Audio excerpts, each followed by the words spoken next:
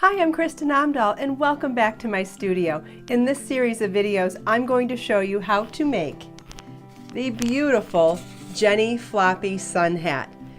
A wide brim sun hat is a dramatic showstopper. Worked in a simple stitch, this gorgeous project is accessible to even the beginner crafter. The addition of wire in the brim adds a professional finish to be proudly worn. In the first video, I'll show you how to begin the crown of the hat. In the second video, I'll show you how we do the increases to create the brim. And in the third and final video, I'm going to show you how to add wire to make this adorable hat have so much structure. Let's get started. To make the hat, we'll be using Be So Fresh yarn, which is 100% linen sport weight yarn. It comes in colorways foam, night, and sand dollar. The Jenny hat uses sand dollar, and we're also going to be using a size F5 or 3.75 millimeter crochet hook, and we're going to be using 19 gauge millinery wire with a joiner for creating the stiffness in the brim. Millinery wire is a type of wire that does not kink when it's bent, and that's what gives the hat the ability to bend and be reshaped afterwards again. You can find this list of materials along with the written instructions on my website. There's a link in the video description. You can download a copy of the pattern or order a printed copy as well. And you can also order Be So Fresh yarn on my website. All of those links are also in the video description. We are now perfectly prepared to add our wire in the final round. Now, if you've ever crocheted around your tails before, you know exactly what you need to do to crochet wire around the brim of a hat. It looks a little bit daunting, but trust me, if you've crocheted around tails before, you can absolutely do this. So you notice that this was wound up. When you buy millinery wire, it's going to come coiled like that, and the beauty of millinery wire is that no matter how often it's bent or how it's bent, it can always be reshaped because it does not kink. So you're going to want to smooth it out, and we can do this as we go once we have it attached to our hat as well. Now I have a piece that's longer than what I need it to be, so if I measure it around the edge of my hat, I want to make sure I have a few inches too many, and you'll see that this piece is actually significantly longer than I need it to be, but that's okay because you want to be able to adjust it when you're close to the end. You'll notice I already have my joiner on one side as well. A joiner is like a straw, let's say.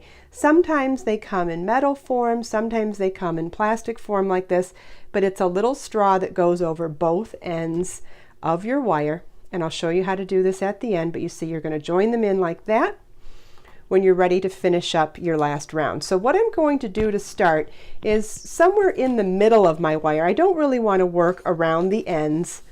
We'll get to that when we get to that point. I'm going to line up the wire with my yarn and with the last round, and I'm going to single crochet in each stitch around, working into my stitch with the wire on top, so that as I pull my yarn through the stitch and then finish my single crochet, I've now wrapped the wire inside my single crochet. It's not very difficult to do in the beginning of the round because, again, it's just like crocheting over your tails. As we work our way around, it will get a little more cumbersome, but I'll show you how I adjust for that when we get there. But basically all you're doing is crocheting around, single crochet in each stitch and working around the wire as you go for the entire round. When we get to the last, let's say 8 inches, we will start adjusting for the join.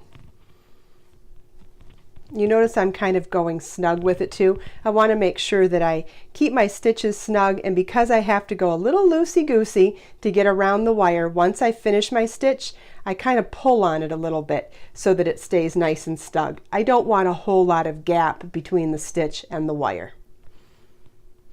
As we're going along, you want to stretch your stitches across the wire so that we're not getting them too densely together, because you want this to be stretched pretty flat when we're done. So if you can do that as you go, so you want to press onto both sides of the yarn and stretch it so you can ease the wire along the stitches.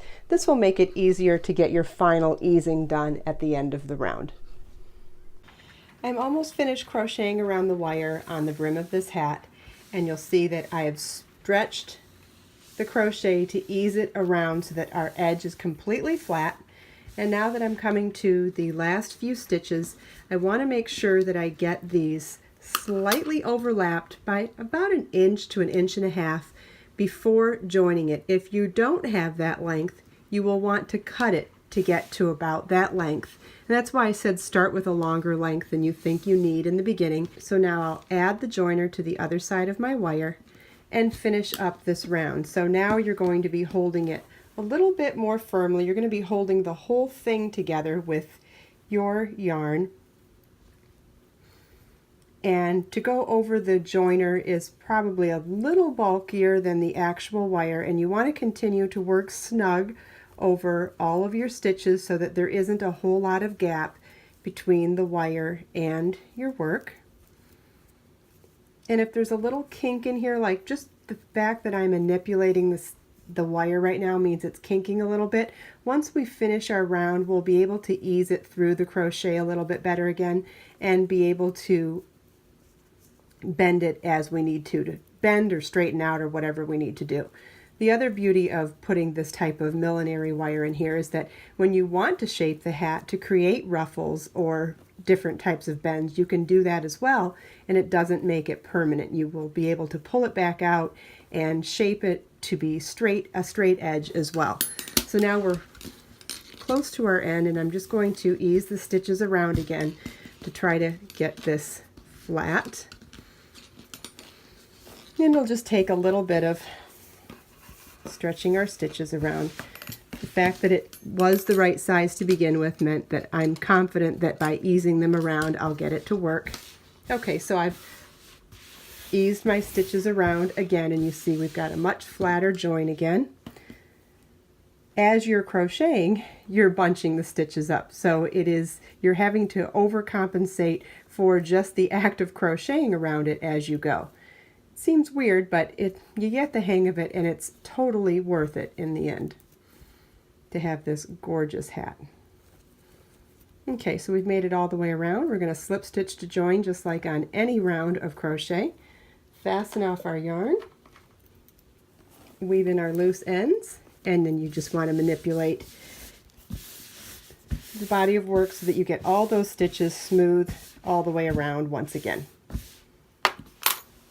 Make sure to watch all the videos in this playlist so you can learn how to make your very own Jenny's Floppy Sun Hat crochet pattern.